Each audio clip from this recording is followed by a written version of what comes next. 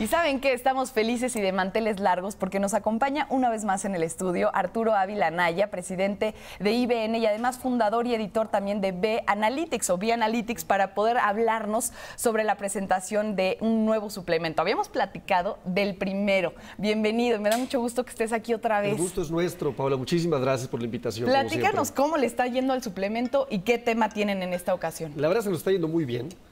Básicamente estábamos planeando lanzar un suplemento con un tema distinto y de pronto en diciembre nos dimos cuenta, cuando se publica un índice global que lo que hace es rankear a los ejércitos en el mundo, que el ejército mexicano estaba en el número 33 del mundo.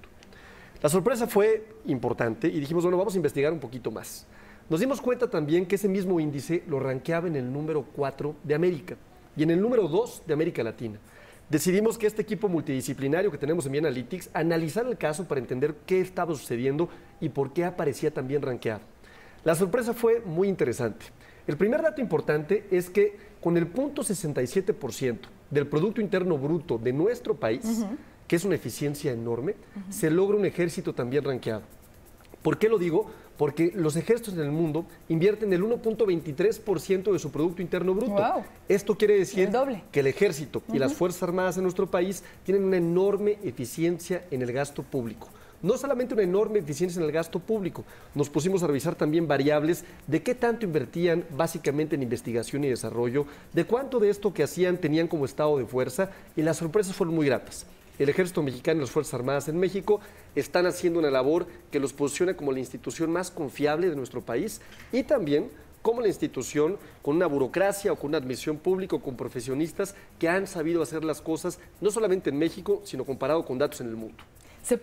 Me tienes impresionada, es realmente interesante lo que dices, y desde el punto en el que parten hasta que deciden hacer finalmente este desglose de los datos y que nos llevan además a reconocer por qué tenemos unas Fuerzas Armadas, en este caso también ranqueadas. Ahora, ¿cuáles son las particularidades de nuestro ejército que han podido ustedes entender o desglosar para que resulten tan buenos? ¿Por qué son tan eficientes? Bueno, la primera, por supuesto, es la eficiencia en el gasto público. La segunda es, por supuesto, la profesionalización de la gente que trabaja en el ejército. La tercera es que tienen un sistema educativo espectacular. Las Fuerzas Armadas en nuestro país tienen 11 instituciones de educación superior y gran parte del activo del ejército es su gente.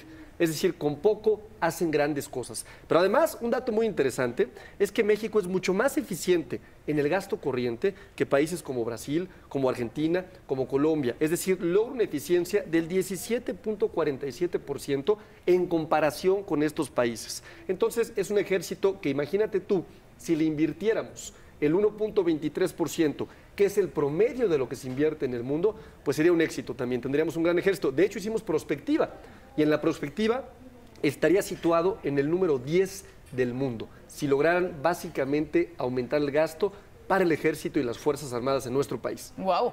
Ahora, ¿qué es eficiencia? ¿Qué significa que sean de los más eficientes en el mundo? Un ejército eficiente, ¿qué es lo que hace? Un ejército eficiente gasta bien los recursos, un ejército eficiente tiene a la mejor gente, tiene gentes profesionales en los cargos que deben de ocupar, es un ejército disciplinado, por supuesto, invierte en lo que tiene que hacer, cuida los activos, ¿no? Este es un dato muy interesante, ¿no? Porque de pronto vemos los gastos públicos de los estados, por ejemplo, y todos los años reciben recursos, o municipios, reciben recursos para patrullas, para chalecos balísticos, por ejemplo, y uno dice, bueno, ¿qué pasa con la patrulla o las patrullas que compraron en el ejercicio pasado? Sí. Resulta que se las echan por completo. Sí. Cuando ves el caso del ejército y ves la vida útil que tienen los activos del ejército, te das cuenta que vehículos militares que fueron adquiridos hace 30 años quizás, tienen uso todavía, funcionan perfectamente. Wow. El cuidado de los activos. Si todas las instituciones, Paola, tuvieran la eficiencia en el gasto público, la profesionalización que tiene el ejército mexicano y las Fuerzas Armadas en México, el gobierno sería muy distinto. Ahora, el tema de que estén ahorita ayudando en las calles porque la policía no está logrando hacer su trabajo en muchas zonas del país, ¿estaría afectando en esa eficiencia? ¿Los apoya incluso más? ¿La gente sigue confiando en ellos? ¿Cómo está involucrado este tema para al menos su credibilidad y su eficiencia? Tocaste uno de los temas más importantes y más relevantes, ¿no? Efectivamente, dentro de los planes que tiene el ejército está el DN1, el DN2, el DN3, que además es un plan que solo nuestro ejército ha sido un ejemplo para el mundo, que es el tema de los desastres naturales justamente, y lo ha hecho muy bien y con mucha eficiencia. Sin embargo, cuando viene el problema de seguridad interior, nos damos cuenta que no hay una sola autoridad competente que pueda atender este problema. Y es donde metimos al ejército, sin que tuviera competencia, sin que tuviera un marco regulatorio, a atender este problema.